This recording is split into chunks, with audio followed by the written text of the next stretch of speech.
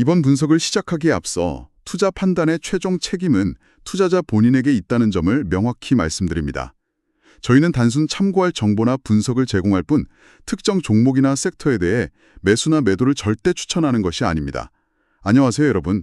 오늘 저희와 함께 깊이 파고들어 볼 기업은 바로 제이콥스 솔루션스입니다. 뉴욕 증권거래소에서는 J라는 티커로 알려져 있죠. 네, 맞습니다. 최근에 주가가 한 155달러 선을 넘어서면서 시장의 관심이 좀 뜨거워진 것 같아요. 그렇죠. 근데 이 제이콥스 솔루션스, 그냥 엔지니어링 회사라고만 생각하면 좀 곤란할 것 같습니다. 이름만 들으면 그런 느낌이 들 수도 있지만요. 맞아요. 사실 그게 오늘 저희가 좀 깊게 들여다봐야 할 핵심 중 하나죠. 이 회사가 어떻게 보면 전통적인 이미지에서 벗어나서 기술 중심의 솔루션 기업으로 변모하고 있는지 그 과정이 상당히 흥미롭거든요. 네. 그래서 오늘 저희는 여러분께서 제공해 주신 여러 자료들을 바탕으로 제이콥스의 현재 모습, 그리고 앞으로의 성장 가능성까지 좀 꼼꼼하게 살펴보려고 합니다.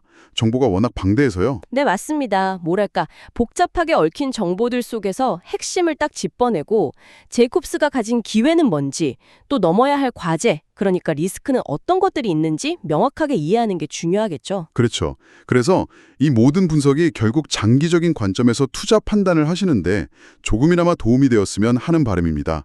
자, 그럼 시작해 볼까요? 제이콥스 솔루션스. 아마 처음 들어보시는 분들도 계실 텐데요. 이 회사가 사실 우리 생활과 굉장히 밀접한 분야에서 활동하고 있더라고요. 인프라, 환경, 심지어 첨단 제조까지요. 사회 기반 시설부터 시작해서 우리가 마시는 물, 숨쉬는 공기, 그리고 미래 산업의 핵심인 첨단 제조 공정까지 정말 다양한 분야에 걸쳐서 중요한 역할을 하고 있죠. 근데 제가 흥미롭게 본 건 이 회사가 단순히 다리 놓고 건물 짓는 그런 전통적인 방식에만 머무르지 않는다는 점이었어요. 데이터를 엄청 활용하더라고요. 네. 그게 바로 제이콥스의 가장 큰 변화 중 하나입니다. 데이터 분석이나 인공지능 같은 첨단 기술을 적극적으로 도입해서 엔지니어링 문제 자체에 접근하는 방식을 혁신하고 있는 거죠. 그러니까 예전처럼 경험이나 직관에만 의존하는 게 아니라 철저하게 데이터를 기반으로 더 효율적이고 더 정확한 솔루션을 찾아 나선다, 이런 거군요. 정확합니다. 그게 바로 이 회사가 솔루션 기업으로 나아가는 핵심 동력이라고 볼 수 있습니다. 자, 그럼 이 흥미로운 변화 좀 더 자세히 들여다볼까요? 네, 좋습니다. 가장 먼저 좀 짚어보고 싶은 건 아무래도 비즈니스 모델의 혁신인데요. 전통적인 EPC, 그러니까 설계, 조달, 시공을 다 하는 모델에서 좀 벗어나려는 움직임이 뚜렷해 보여요. 네, 그렇죠. 특히 2024회계연도에 있었던 핵심 임무 솔루션, CMS 사업부 분사하고 이걸 M&T이라는 다른 회사와 합병시킨 사건이 있었잖아요.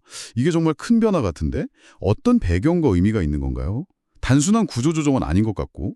네. 그 CMS 분사건은 제이콥스의 미래 전략을 이해하는 데 정말 중요한 열쇠입니다.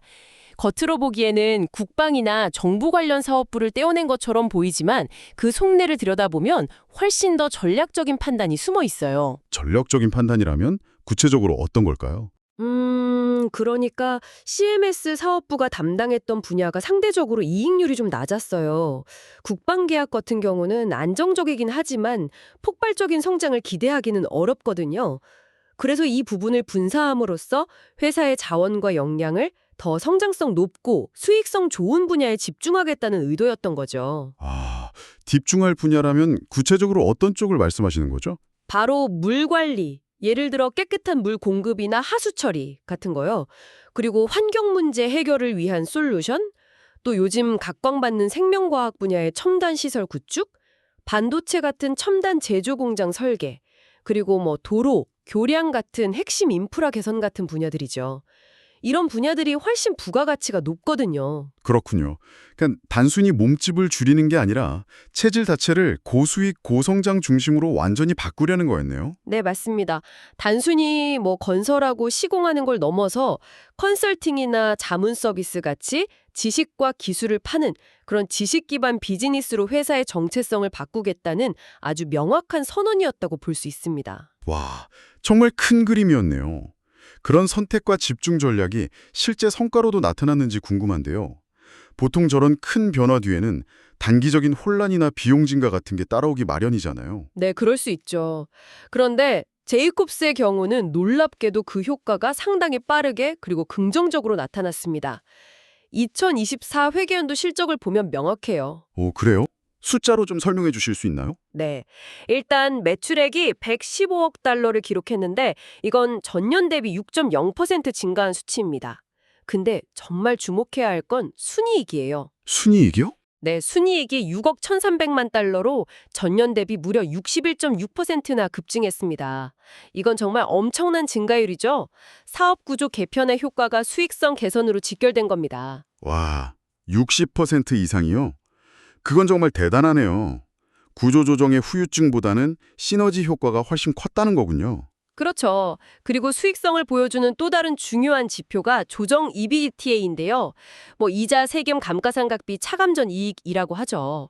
이게 기업의 실제 현금 창출 능력을 보여주는 건데 이것도 10억 5,900만 달러로 전년 대비 8.9% 증가했습니다. 전반적인 수익 구조가 아주 탄탄해졌다는 증거죠. 매출 증가율보다 이익 증가율이 훨씬 높다는 건 그만큼 사업의 질이 좋아졌다는 의미로 해석할 수 있겠네요. 정확합니다. 특히 이 성장을 이끈 핵심 동력이 바로 인프라 및 첨단 시설, 줄여서 I&AF라고 부르는 부문인데요. I&AF 부문요? 네, 2025년 2분기 실적 기준으로 보면 이 부문 매출이 전년 같은 기간보다 4.9% 증가했어요. 특히 어떤 분야가 좋았냐면 아까 말씀드린 물 관련 프로젝트, 예를 들어 대규모 담수화 플랜트나 스마트 워터 그리드 같은 거요. 그리고 제약회사나 바이오텍 기업들의 클린룸 시설, 반도체 팹 같은 첨단 제조 시설, 또 풍력이나 태양광 같은 에너지 전환 관련 프로젝트 수요가 아주 강하게 성장을 이끌었습니다. 와, 정말 미래 성장 산업이랑 딱 맞아떨어지는 분야들이네요. 그렇죠. 현재 이 I&AF 부문이 제이콥스 전체 매출에서 차지하는 비중이 무려 89%에 달합니다. 거의 전부라고 봐도 무방할 정도죠. 이 부문의 성장이 곧 제이콥스의 성장인 셈입니다. 90%에 육박한다니 정말 핵심 사업부군요. 네. 그리고 여기에 더해서 미래 실적에 대한 예측 가능성을 높여주는 게 바로 수주 잔고인데요. 이게 무려 222억 달러에 달합니다. 222억 달러요? 와, 엄청난 규모네요. 그 정도면 앞으로 몇 년간은 안정적인 매출을 기대할 수 있겠네요. 네, 맞습니다. 이게 일종의 확보된 미래 먹거리인 셈이죠. 투자자 입장에서는 상당한 안정감을 주는 지표입니다. 그리고 이런 성과가 단순히 운이 좋아서가 아니라 전 세계적인 인프라 현대화 요구, 기후변화 대응을 위한 투자 확대, 공급망 재편 같은 거대한 시대적 흐름과 맞물려서 나타나고 있다는 점이 중요합니다. 아, 그러니까 개별 프로젝트 수주를 넘어서 거시적인 트렌드의 수혜를 받고 있다는 거군요. 그렇죠. 그래서 제이콥스는 지금 유기적인 성장, 그러니까 스스로의 힘으로 성장하는 것과 동시에 수익성까지 개선하는 이 두 마리 토끼를 아주 성공적으로 잡아가고 있는 모습이라고 평가할 수 있습니다. 정말 인상적이네요. 그렇게 큰 사업 구조 변화를 겪으면서도 재무적으로 이렇게 안정적이고 또 성장까지 하고 있다는 게 놀랍습니다. 큰 수술을 받고 바로 마라톤 풀코스를 완주하는 느낌이랄까요? 비유가 재미있네요.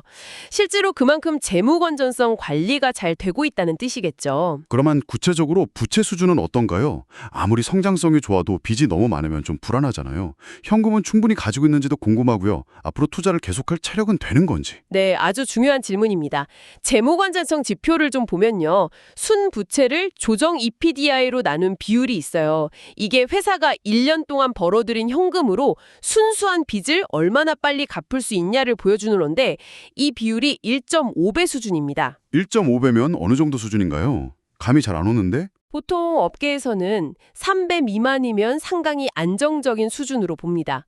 1.5배라는 건 그만큼 부채 관리가 아주 잘 되고 있다는 뜻이고 재무적인 부담이 거의 없다고 봐도 무방합니다. 상당히 양호한 거죠. 아, 그렇군요. 부채의 걱정은 크게 안 해도 되겠네요. 그럼 현금은요? 현금 보유액도 아주 넉넉합니다. 2024년 9월 말 기준으로 보면 현금 및 현금성 자산이 11억 4천만 달러, 우리 돈으로 따지면 대략 1조 5천억 원이 넘는 돈을 가지고 있어요. 와, 1조 5천억 원이요. 그 정도면 정말 든든하겠는데요. 그렇죠.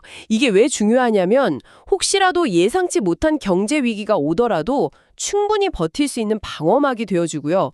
또 반대로 아주 좋은 M&A 기회나 신기술 투자 기회가 나타났을 때 놓치지 않고 즉시 실행할 수 있는 실탄, 즉 재무적 유연성을 확보해준다는 의미거든요. 위기 대응 능력과 기회 포착 능력을 동시에 갖췄다는 거네요. 맞습니다. 그리고 특히 더 주목할 만한 점은 이 회사의 현금 창출 능력 자체입니다. 잉여 현금 흐름 전환율이라는 지표가 있는데요. FCF 전환율이요? 그건 뭔가요? 네, 벌어들인 순이익 중에서 실제로 회사가 자유롭게 쓸 수 있는 현금, 즉 잉여 현금 흐름으로 얼마나 전환되느냐를 보여주는 비율입니다. 근데 제이컵스의 경우 이 FCF 전환율이 100%를 넘을 것으로 예상돼요. 100%를 넘는다는 건 벌어들인 돈보다 더 많은 현금이 생긴다는 뜻인가요? 네, 그렇습니다. 감가상각비 같은 비현금성 비용 때문에 가능한 일인데요.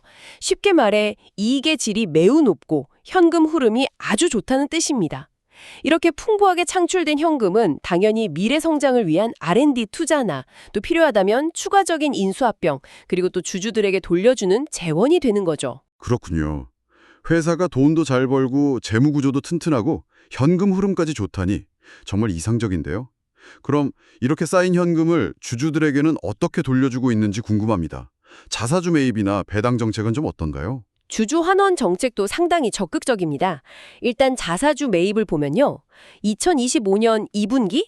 그러니까 딱 3개월 동안에만 무려 3억 5,100만 달러 어치의 자사주를 사들였어요. 한 분기에 3억 5천만 달러요? 엄청나네요. 그렇죠. 시장에 유통되는 주식수를 줄여서 기존 주주들이 가진 주식의 가치를 높이려는 아주 직접적인 노력인 거죠. 근데 여기서 그치지 않아요. 추가로 15억 달러 규모의 자사주 매입 프로그램을 또 승인받았습니다. 앞으로도 계속 주주 가치를 높이겠다는 의지를 아주 강력하게 보여주는 대목이죠. 15억 달러 추가 매입이면 정말 공격적인데요. 배당은 어떤가요? 배당 역시 꾸준히 늘려오고 있습니다. 무려 6년 연속으로 배당금을 인상했어요. 6년 연속이요? 네, 이건 단순히 배당을 준다는 걸 넘어서 회사가 그만큼 안정적으로 이익 성장을 이루어왔고 앞으로도 그럴 자신이 있다는 시그널로 해석할 수 있습니다. 또 성장의 과실을 주주들과 꾸준히 나누겠다는 약속이기도 하고요. 투자자 입장에서는 이런 꾸준한 배당 증가가 상당히 매력적인 요소죠. 그렇네요. 성장성도 좋고 재무적으로 안정적인데 주주 환원까지 적극적이라니 투자자 입장에서 보면 상당히 매력적인 조합인데요. 맞습니다. 회사가 단순히 성장만 추구하는 게 아니라 안정적인 재무 기반 위에서 성장과 주주 가치 증대의 균형을 아주 잘 맞추려고 노력하고 있다는 점을 보여주는 거죠. 자, 그럼 이제 제이콥스의 강점과 약점 그리고 기회와 위협 요인을 좀 더 자세히 들여다보는 이른바 스워트 분석을 해볼 시간인 것 같습니다. 먼저 강점부터 좀 짚어주시죠. 탄탄한 재무 상태와 주주 환원 외에 또 어떤 강점들이 있을까요? 네, 좋습니다.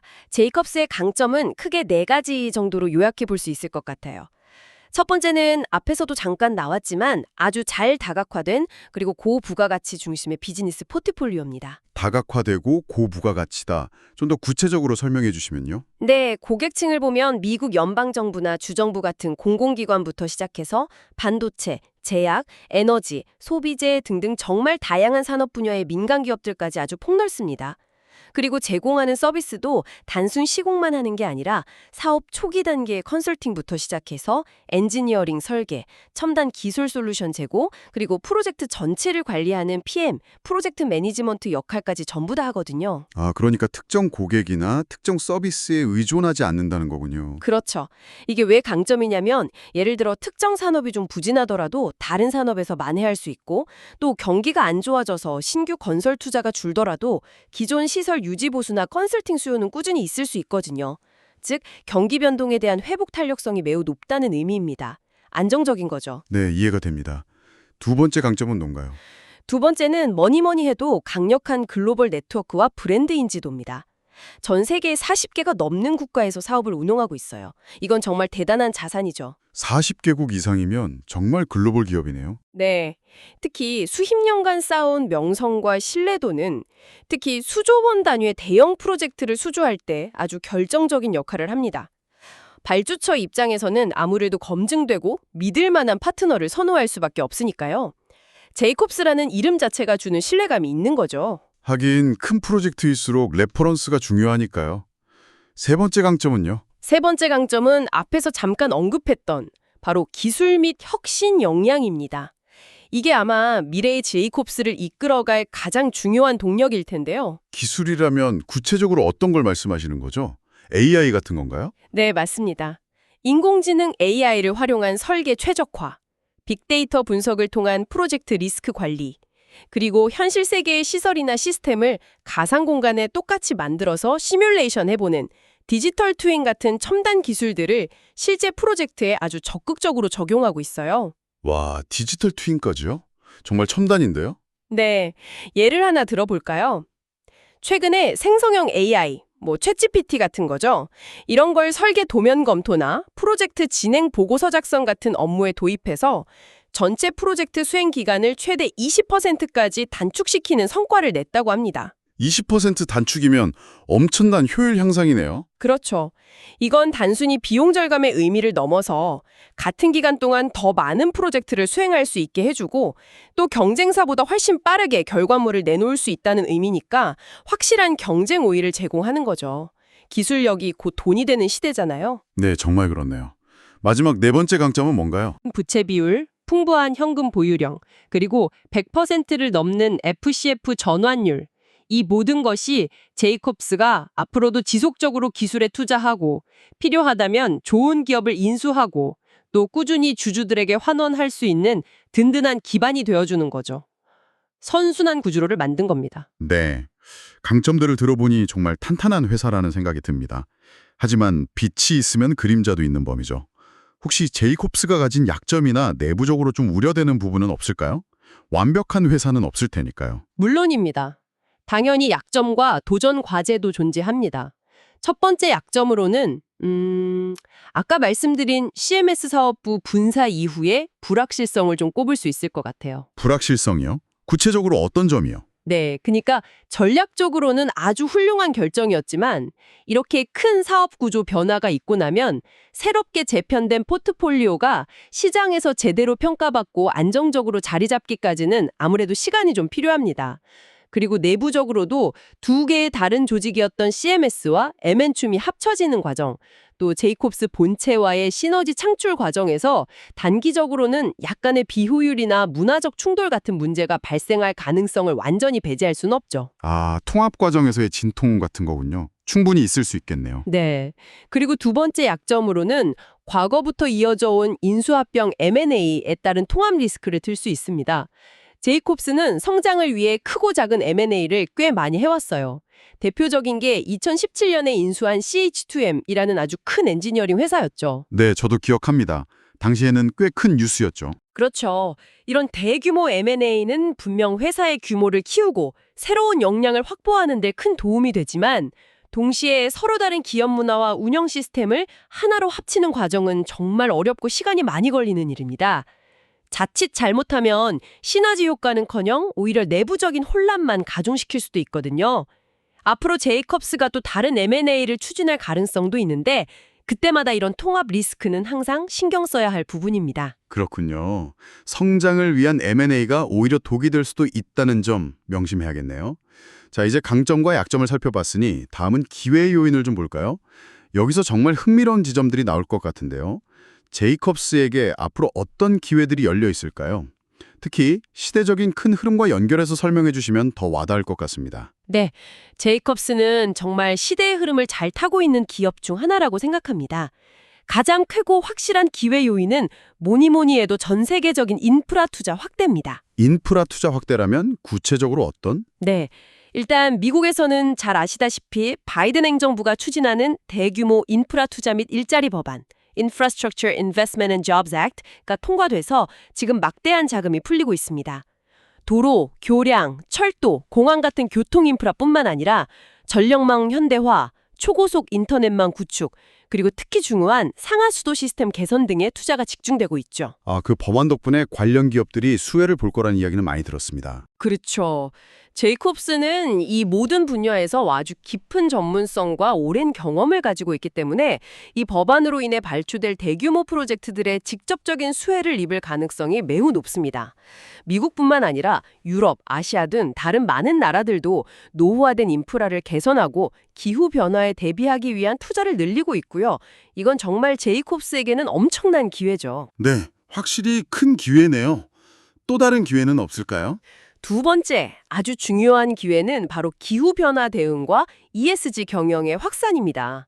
이제 지속 가능성이라는 건 기업 경영에서 선택이 아니라 필수가 됐잖아요. 네, 그렇죠. 요즘 ESG 모르면 안 되죠. 맞습니다. 그래서 전 세계적으로 친환경 인프라, 예를 들어 해상풍력 발전단지나 태양광 발전소 건설, 전기차 충전 인프라 구축 같은 분야에 대한 투자가 급증하고 있습니다. 또 기업들마다 탄소 배출을 줄이고 2050년까지 탄소 중립을 달성하겠다는 목표들을 내세우고 있는데 이걸 어떻게 달성할지에 대한 컨설팅이나 기술 솔루션 수요도 폭발적으로 늘어나고 있고요. 아, 제이콥스가 그런 컨설팅이나 솔루션도 제공하는군요. 네, 그렇습니다. 제이콥스는 이미 오래전부터 기후변화 대응을 회사의 핵심 성장 전략 중 하나로 삼고 관련 역량을 키워왔습니다. 단순히 시공만 하는 게 아니라 고객사의 탄소 배출량 감축 목표 설정을 돕고 그 목표를 달성하기 위한 구체적인 실행 계획 수립, 관련 기술 도입까지 지원하는 거죠. 심지어 제이콥스 스스로도 2040년까지 회사 운영뿐만 아니라 협력사들을 포함한 전체 가치 사슬에서 탄소 순배출 제로, 즉 넷제로를 달성하겠다는 아주 야심찬 목표를 발표하기도 했습니다. 와, 2040년 넷제로면 정말 빠른 건데요. 그렇죠. 이건 단순히 착한 기업 이미지를 만들려는 걸 넘어서 앞으로 이 시장이 얼마나 커질지를 내다보고 선제적으로 움직이는 전략적인 행보라고 봐야 합니다. ESG가 시대적 요구가 되면서 이게 곧 새로운 비즈니스 기회가 되는 거죠. 네, 정말 그렇겠네요. 마지막으로 또 다른 기회가 있을까요? 마지막으로 빼놓을 수 없는 아주 큰 기회는 바로 디지털 전환의 가속화입니다. 특히 건설이나 엔지니어링 산업은 전통적으로 좀 보수적이고 기술 도입이 느리다는 평가를 받아왔잖아요. 네, 그런 이미지가 있죠. 아무래도 현장 중심이다 보니 그런데 최근에는 이 분야에도 엄청난 디지털 변화의 바람이 불고 있습니다. 예를 들어 AI가 최적의 건물 설계를 제안해주거나 드론이 공사 현장을 촬영해서 자동으로 공정률을 체크하고 IoT 센서가 시설물의 이상 징후를 미리 감지해서 알려주고 또 디지털 트윈 기술로 실제 건물을 짓기 전에 가상 공간에서 수많은 시뮬레이션을 해보고 문제점을 미리 파악하는 거죠. 와, 정말 영화 같은 이야기네요. 네, 이런 디지털 기술들이 점점 더 건설 엔지니어링 현장에 깊숙이 들어오고 있습니다.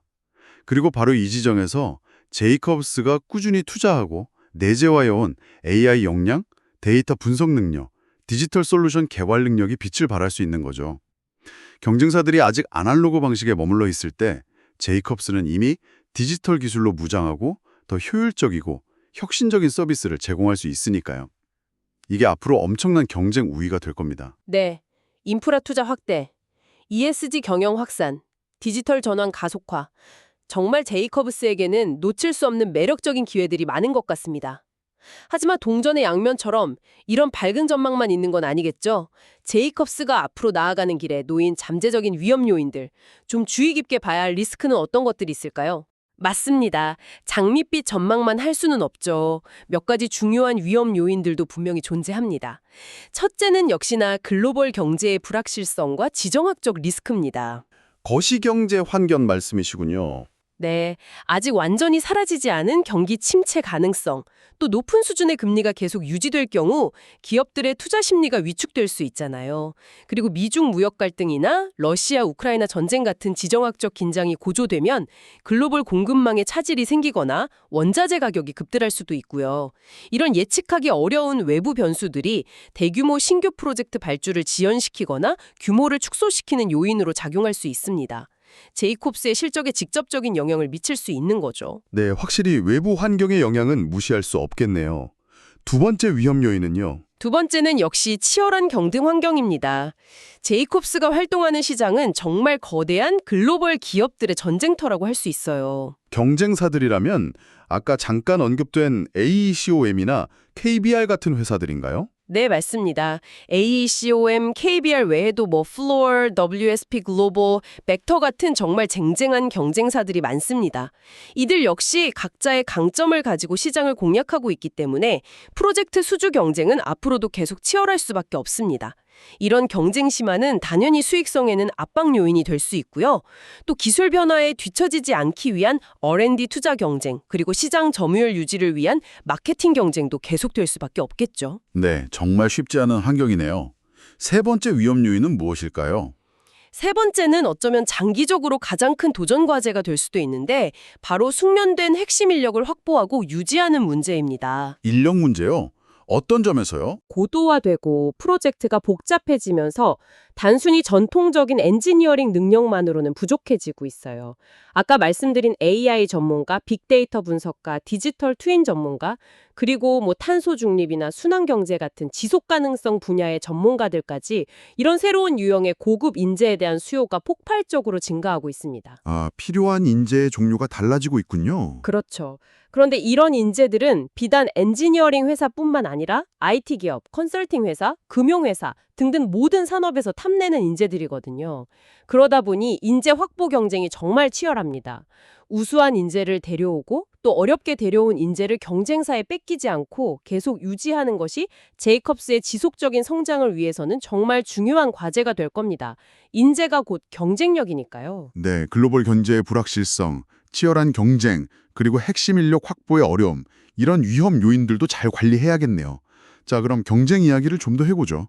방금 AE컴이나 KBR 같은 쟁쟁한 경쟁사들을 언급하셨는데 이런 회사들과 비교했을 때 제이콥스만이 가진 확실한 차별점 혹은 경쟁 우위는 뭐라고 딱 정리할 수 있을까요? 그냥 덩치만 큰 회사들과는 뭔가 다른 점이 있을 것 같은데요. 네, 아주 좋은 질문입니다.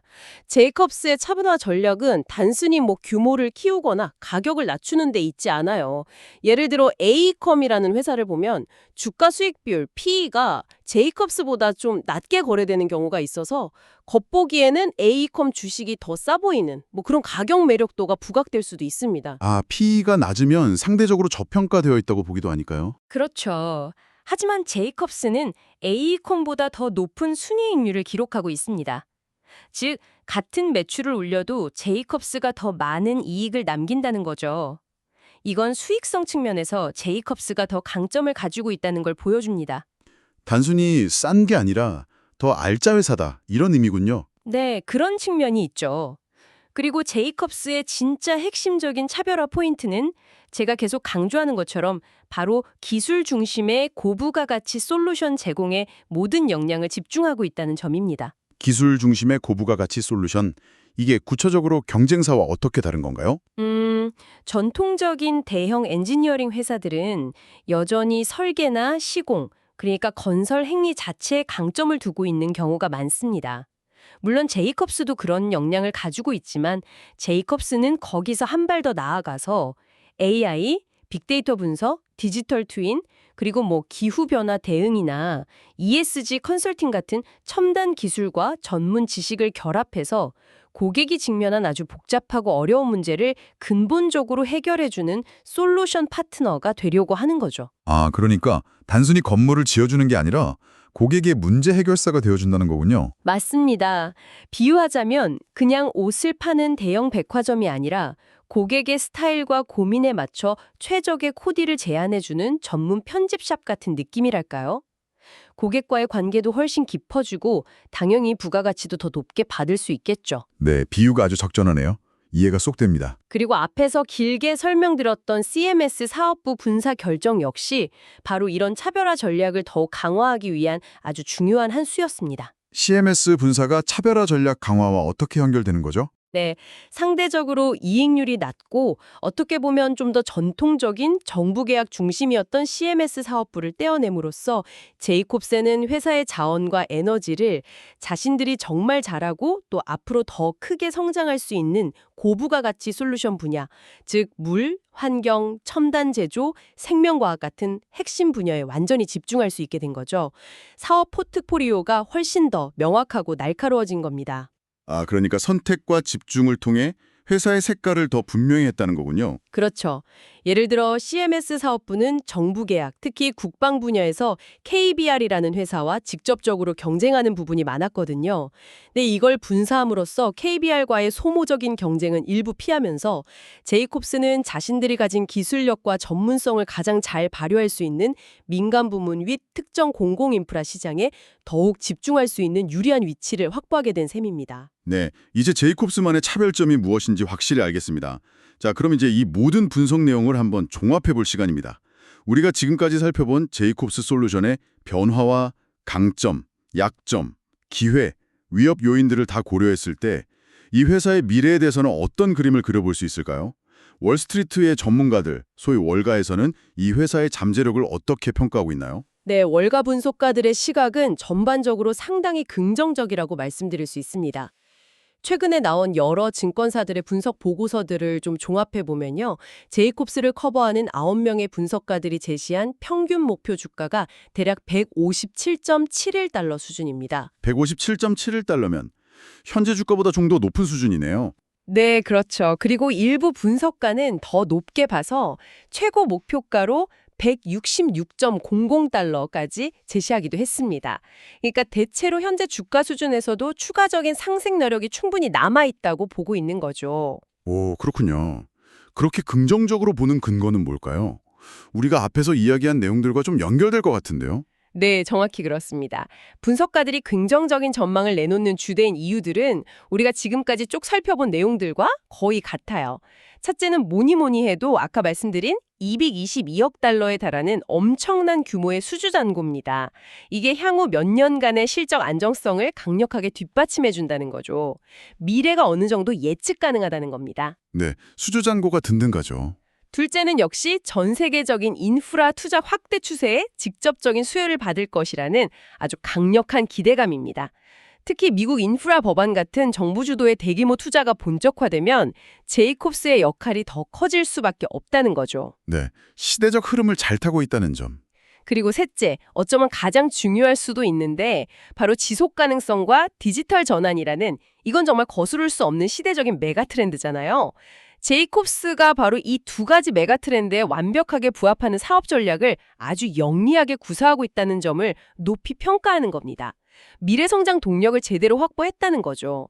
이 세 가지 핵심 요인이 시너지를 내면서 제이콥스의 미래 성장 스토리에 대한 월가의 기대감을 높이고 있다고 보시면 됩니다. 그렇군요. 월가의 시선은 확실히 긍정적이네요. 그럼 회사 스스로는 앞으로의 성장에 대해 어느 정도 목표를 가지고 있나요? 자체적으로 제시하는 가이던스 같은 게 있을까요? 우선 매출 성장 목표를 보면요. 연평균 6%에서 8% 수준의 유기적 조정 순매출 성장을 달성하겠다고 했습니다. 여기서 유기적이라는 말은 M&A 효과를 제외하고 순수하게 기존 사업만으로 이 정도 성장하겠다는 거니까 상당히 자신감 있는 목표라고 할 수 있죠. 연평균 6-8% 성장, 꾸준히 성장하겠다는 거네요. 네. 그런데 제가 더 주목해야 한다고 생각하는 건 바로 수익성 목표입니다. 2029년까지 조정 EBT MDA 마진율을 16% 이상으로 끌어올리겠다는 계획을 밝혔거든요. 조정 EBITDA 마진율 16% 이상이요? 현재보다 더 높이는 건가요? 네, 그렇습니다. 현재 마진율보다 상당히 높은 수준입니다.